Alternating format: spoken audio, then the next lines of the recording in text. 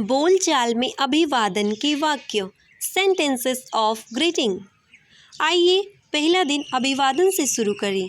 भारत में सभी अवसरों पर नमस्ते या नमस्कार कहकर अभिवादन किया जाता है। मुसलमान अस्सलाम वालेकुम तथा सिख आपस में मिलने पर सत श्री अकाल कहते हैं, पर अंग्रेजी में ऐसा नहीं है। इसमें दिन के अलग अलग समय पर अलग अलग शब्दों द्वारा अभिवादन करने का चलन है।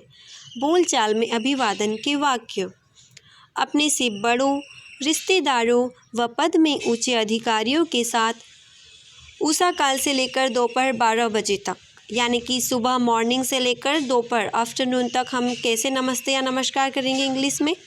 नमस्ते दादाजी, गुड मॉर्निंग ग्रैंडपा। नमस्ते पिताजी, गुड मॉर्निंग डैड। नमस्ते सर, गुड मॉर्निंग सर। अब दोपहर 12 बजे से शाम 5 बजे तक कैसे नमस्ते करना है इंग्लिश में।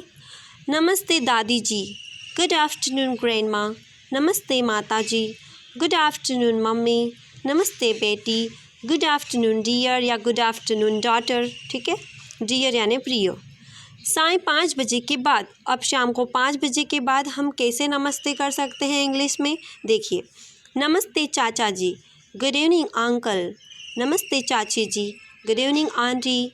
नमस्ते बेटे, गुड इवनिंग डियर या गुड इवनिंग सन। रात को विदाई के समय, शुभ रात्रि, good night. Good night, sweet dreams, darling, dear, इस तरह से हम वर्ड्स यूज़ कर सकते हैं। अब दिन में किसी समय, है ना, दिन में किसी भी समय क्या होता है, अगर मिल रहे हैं, मिले हैं तो अच्छा सर चलते हैं, good day to you sir, इस तरह से भी हम बोल सकते हैं। भेंट के समय, जब आप मिल रहे हैं, आपसे मिलकर बहुत खुशी हुई, प्लीज्ड टू मीट यू, कैसे बोल सकते हैं, प्लीज्ड टू मीट यू। किसी भी समय इनफॉर्मल ग्रीटिंग्स, अपने मित्रों व बराबरी के लोगों के साथ, है ना। इनफॉर्मल ग्रीटिंग्स यानी कि हम प्रोफेशनल तरीके से नहीं बोल रहे हैं, अपने फ्रेंड सर्कल में अगर हम बात करते हैं तो कैसे बोल सकते हैं, हाय सिमी, हाय सिमी, हाय अंकुर, हाय अंकुर, यानी कि आपके जो फ्रेंड का नाम है ना, कुछ भी हो सकता है, उनको हेलो हाय करके हम बोल सकते हैं। जैसे hello uncle, hello uncle, hello Nishi, hello Nishi, hello Kush, hello Kush, hello Mrs Mehra, hello Mrs Mehra. Okay, note, एक बात यहाँ पर देखिए, यदि संबंध बेतकल्लुफ़ी का हो तो हेलो और हाय का प्रयोग अपने से बड़ों के साथ भी किया जा सकता है।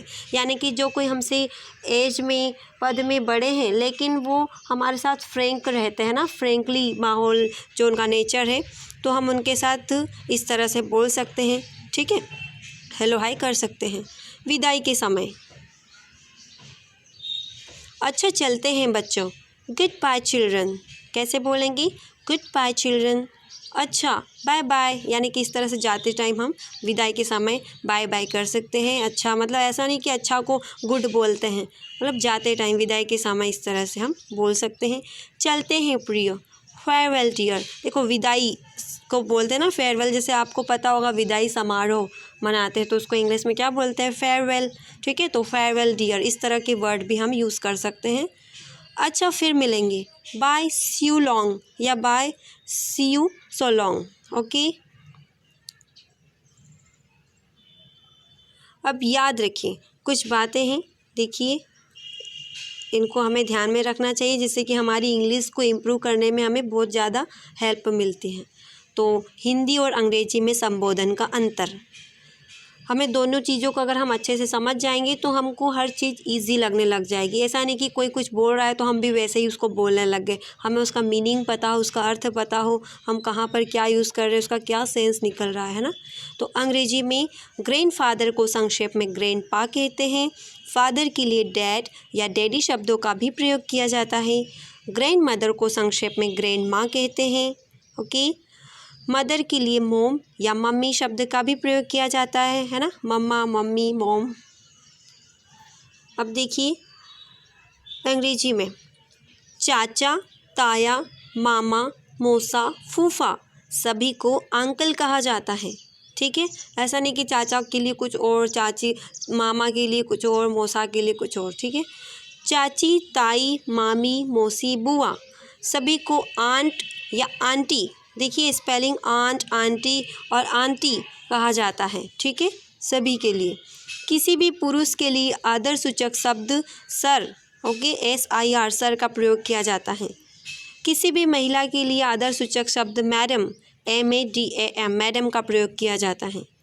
चचेरे, ममेरे, मौसेरे या फुफेरे भाई या बहन किसी के लिए भी केवल कज़न शब्द प्रयोग में आता है, कज़न ब्रदर या कज़न सिस्टर नहीं।